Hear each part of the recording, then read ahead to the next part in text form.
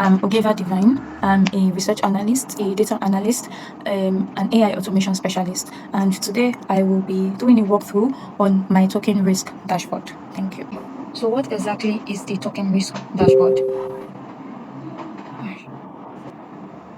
Okay, this is the token risk dashboard, and this dashboard monitors cryptocurrencies in real time and calculates 7 core risk metrics. That is volatility, Sharpe ratio, Sortino ratio, maximum drawdown, value at risk, liquidity score, and each cryptocurrency correlation with BTC or Ethereum. Now, all of these risks, the 7 risks, are combined into a single risk score that is scored from 0 to 100. Now, when a threshold is exceeded, meaning when there is high volatility, when there is low volatility, when there is a high liquidity score, or when there's high correlation with BTC or Ethereum, it sends Telegram alerts, which is also embedded in this. Now, I'll just do a quick demo of the app. This is the dashboard, or this is like the front end of the dashboard of the token risk dashboard. And you can see for now, I'm monitoring 9 tokens: Dupe, HIP, SHIB, Arbitrum, Solana, BTC, Ethereum, and 2 stablecoin, USDC and USDT. There's also the section for analytics. Here you can see the total number of tokens being monitored. You can see their average risk score. You can see the token that's currently at high risk, and you can see their total combined market cap, their risk distribution, top risk tokens, token correlation with BTC and Ethereum. You can see for Ethereum, this is the correlation with BTC. For Ethereum, obviously, it positively correlated with Ethereum because it's Ethereum. For BTC, it correlated with BTC, and for Ethereum, it's 0.78 correlated. For Solana, same thing, so just correlated with themselves. Then the end is just a configuration of the risk thresholds and how they are set. Now, this is the Swagger docs, or I would call it like, the APIs that are connected. So there are a bunch of API endpoints that are connected to my token risk dashboard, and these are just some of them. This is the token API, it gets like a list of the tokens.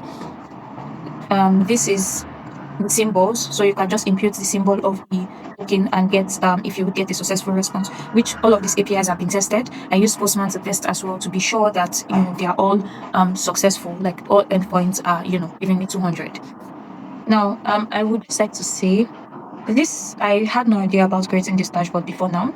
And like I said, I have a background in natural science which deals with risk, and this project was our final project, our capstone project, and I thought hard about what to do. And then I thought about, what if there is a way people could see the risk of tokens or get alert immediately? Now this would lead me to the Telegram bot.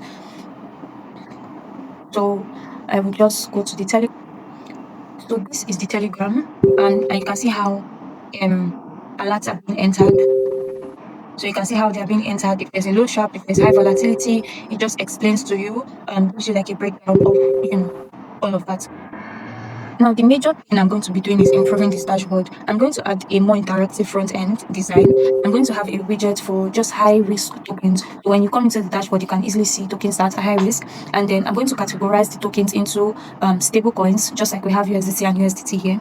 Then meme coins, and then blue chips like BTC and Ethereum. So they're all going to have. Then one thing I'm also going to implement is a sentiment analysis using Twitter, Reddit, and any social media sentiment, adding it to the quantitative metrics you already have. Then I'm going to implement some kind of AI agent that will take all of this, and instead of just having a bunch of numbers in the alert, in the Telegram alert, it's going to break it down and explain it thoroughly what you could do with that alert. So if there's high volatility, what exactly do you do? As a trader, as an investor, or as just a regular person that just wants to make use of it, what do you do exactly? So these are some of the improvements. And lastly, I would like to say thank you so much to Analytic Sages for the foundation that made this possible.